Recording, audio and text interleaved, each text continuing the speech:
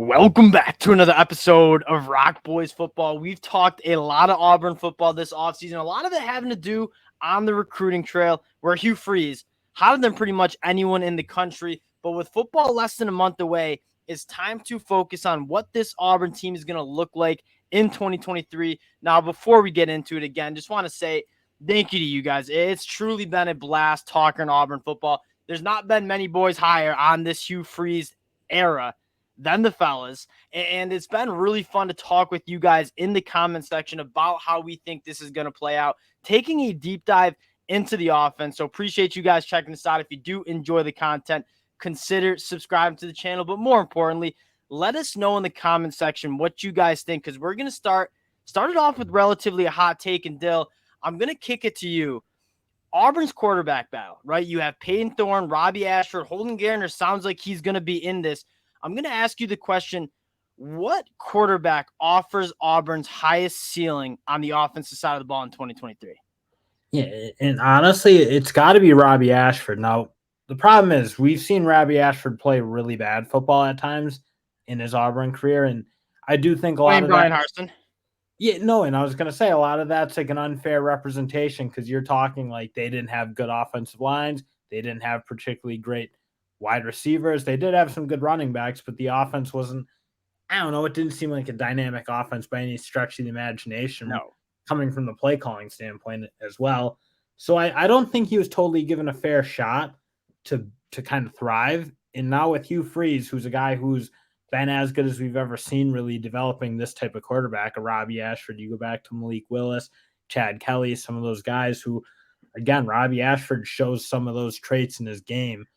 I think he's the one who has a better shot of really taking this Auburn offense up a notch. I mean, you look at what Hugh Freeze wants to do on the offensive side of the ball. I'm actually going to agree with you, and I feel like, and I would love to hear from Auburn fans on this because it's a little bit of a hot take because Peyton Thorne has played some really good football at Michigan State. I mean, in 2021, led that program to a 10-2 record, threw for over 3,000 yards. He's a very good quarterback.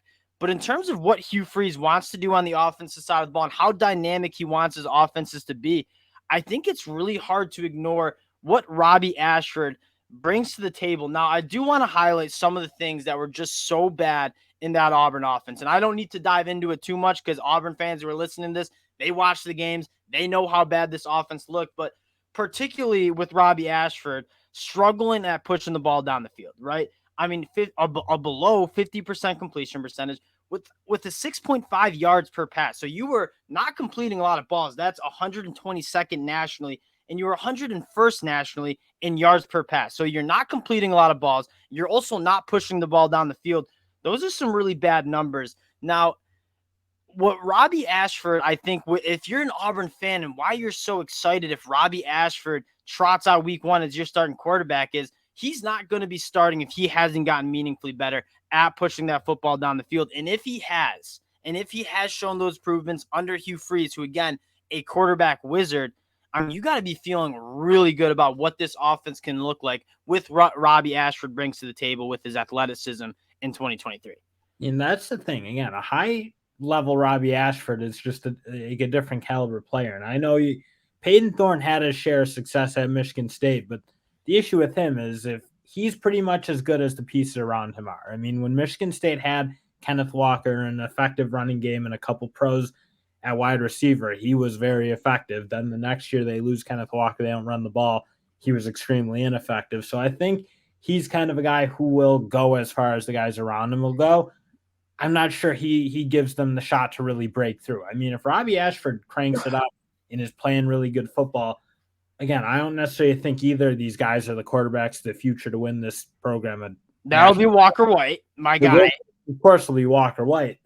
But I do think Robby Ashford's got a better shot of like putting them in a game against Alabama and being really competitive, or in a game against Georgia and being somewhat competitive. Because, again, he does have a special skill set that I just don't think Payton Thorne at his ceiling could ever reach. Yeah, that's kind of what I think we're getting at. Now, why bring in Payton Thorne then? I think at some point, and this is a little Auburn program talk, he does provide you like a little bit of an insurance policy. Like, Payton Thorne, if he's starting for Auburn, I really do think they go at least 6-6, maybe 7-5. They can win some games. Payton Thorne is a quality starting quarterback at that FBS SEC level, I think. So you bring in, I mean, one, you needed depth, right? You were going into this program, Robby Ashford, Holden Geriner. You add Payton Thorne, a veteran guy who's played a lot of football.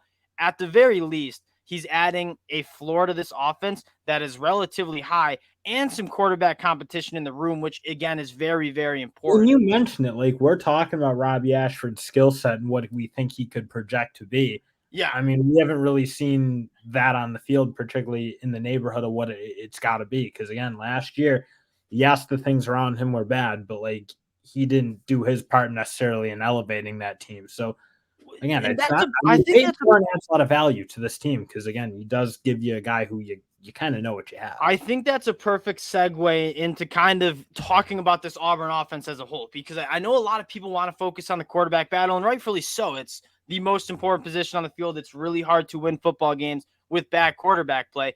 That being said, talking about Robby Ashford reaching his ceiling, taking strides, you take a look at what's around. Not only do you have Hugh Freeze designing this offense, which is night and day different than Brian Harsin. You talk about Brian Harsin and not only recruiting just so poorly on the offensive side of the ball, but never really trying to use Robby Ashford and take his skill sets and put him in a spot to succeed. Hugh Freeze is going to do that. But you take a look at how they've just transformed this offense. I mean, you have 7 new transfers that I think will be making starts for Auburn, starting with the offensive line, which I don't think gets talked enough about. Auburn struggled so badly on the offensive line. Going back to even Bo Nix was at quarterback, right? Bo Nix goes to Oregon and absolutely lights it up. So it wasn't really Bo Nix being a bad quarterback. It was a little bit more of just the pieces around Bo Nix at the SEC level just wasn't up to par. I think seeing Bo Nix's success at Oregon, I think can make you really optimistic that with this retooled offensive line, with these retooled pass catchers, I think Robby Ashford can take some strides as well in 2023. Well, and again, you mentioned like they haven't had guys. You just go back to like the Greg Robinson days when they had really good offensive lines. They could run the football. They haven't had an offensive lineman drafted since 2018, which That's is a crazy, crazy stat. To not have a guy in the 7th round, like that means you're off. And we've seen it. It's like the Auburn fans sure intuitively know, like, yeah, we have been really bad up front. And that is like, you talk about retooling a team. I mean, what they did to transform that offensive line is as impressive as you've seen. They pretty much took the top group of guys and pretty much assembled the whole offensive line out of the portal. And they looked really good in the spring. And again, you got guys who you just know who they are. I mean, Avery Jones, Dylan Wade, Gunnar Britton, they've all played a lot of football and you know they're really good. So I don't think you have a ton of questions heading in. And again, that just gives everybody else a shot. Because last year, how good of a job it was for Hugh Freeze. Like, you have so many teams, Ohio State being a team that they wanted an offensive tackle so badly in the transfer portal.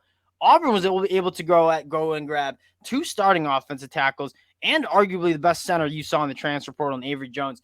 This offensive line, I think, is going to take meaningful strides in 2023, and it needs to. Like, you go back, I mean, Robby Ashford was sacked on 9.4% of his dropbacks last year. That's 114th nationally. This offensive line did not really give him a chance, and how critical we are of the Auburn passing attack and pushing the ball down the field. I mean, you can see a lot of the fault being on the offensive line. Now, the offensive line takes meaningful strides, but another position group that I think Hugh Freeze did a phenomenal job in the transfer portal is the pass catchers. Again, looking back at Auburn's offense in 2022, you know who caught the most passes for Auburn last year? Tank Bigsby with 30 catches. Right. So that just tells you the lack of playmakers they had at the wide receiver position. That's not the same story heading into 2023. Yeah, and again, you add 2 guys now who can stretch the field a little bit and make a play for a quarterback once in a while. It's like, again, you don't necessarily think you're going to get perfect quarterback play from what you have at Auburn right now, but Shane Hooks, Jair Short are both big guys. They both make contested catches. They just make those special plays that, again, keep a drive going, score a touchdown. They make explosive plays, which, again, going back to Auburn with 6.5 yards per pass, one of the least explosive passing attacks you saw not only in the SEC but in the whole entire country. That's going to help in a meaningful way. I mean, Jair Shorter, coming from North Texas, one of the most explosive players, averaging over 20 yards per catch. That is something Auburn's desperately needed. You add a guy like Caleb Burton, who I think is going to get work in the slot. You have some young guys that you're excited about too, guys like Jay Fair. This Auburn pass catching room, and we haven't even mentioned Rivaldo Fairweather, who another top target at that tight end position in the transfer portal. It's a night and day difference on the offensive line and in the pass catcher room in terms of the talent you have.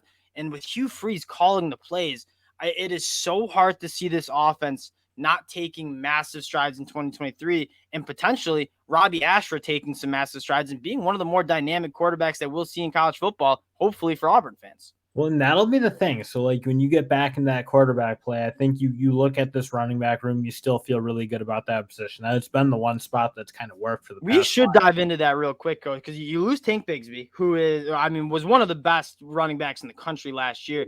Jarquez Hunter currently not practicing. Auburn fans not really sure what's going on and if he's going to be available. I would still argue that you feel really good about this running back room. Taking a look at guys, you go and get Brian Batty from USF. He was a 1,000-yard rusher last year. Damari Austin, you feel good about. And then Auburn fans who know we've talked a lot of recruiting, Jeremiah Cobb brings a lot of juice in that running back room too. Auburn's going to have a lot of success running the football. Not only do they have the personnel, even with Jarquez Hunter maybe not playing, but more importantly, that offensive line is going to allow them to run the football, which is going to be a quarterback's best friend. So you couple better pass protection, better run game, better playmakers on the outside, whoever's starting at quarterback. I mean, it's really hard to see not making massive improvements. And if it is Robby Ashford, I mean, this is going to be an offense that Hugh Freeze is a mastermind of using guys in their skill sets to find some success, especially a guy like Robby Ashford, who's as dynamic as it gets in the country at using his legs. There's a lot to be excited about. Last year, if you stuck Peyton Thorne on this team, I mean, probably not good. Like, because again, we've talked about it. Peyton Thorne doesn't have that necessarily game where he elevates the program around him. He's not that like first round caliber player necessarily, but again, you stick him in this offense, I think he can be very effective. And you look at a team that's going to be able to run the football pretty effectively. You have a decent stable wide receivers. You have Rivaldo Fairweather at tight end.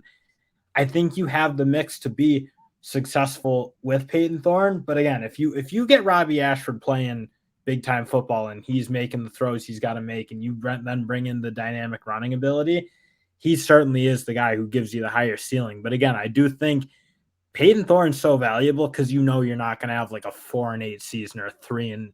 Yeah, I think that's why Hugh Freeze brought him in. It's just like an insurance policy where it's like if he starts, like I think Auburn fans still. I mean, it's not doomsday if Peyton Thorne is your starting quarterback. He won 10 games at Michigan State 2 years ago. Like he's a very good starting quarterback.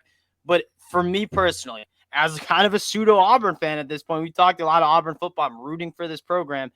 I do think if you see Robby Ashford trot out week 1, I think that's where I'm the most like a more practical chance of like somehow winning the SEC West or giving a run at a conference title. Having as good of an offense as possible. I think Robby Ashford offers the highest ceiling for this Auburn offense heading into 2023. Again, appreciate you guys. Would love to hear your comments on this. My brother and I, we've gone back and forth for weeks, decided to fire it up and talk about it. Appreciate y'all rocking with the boys like you guys have been, and we'll talk to you guys later.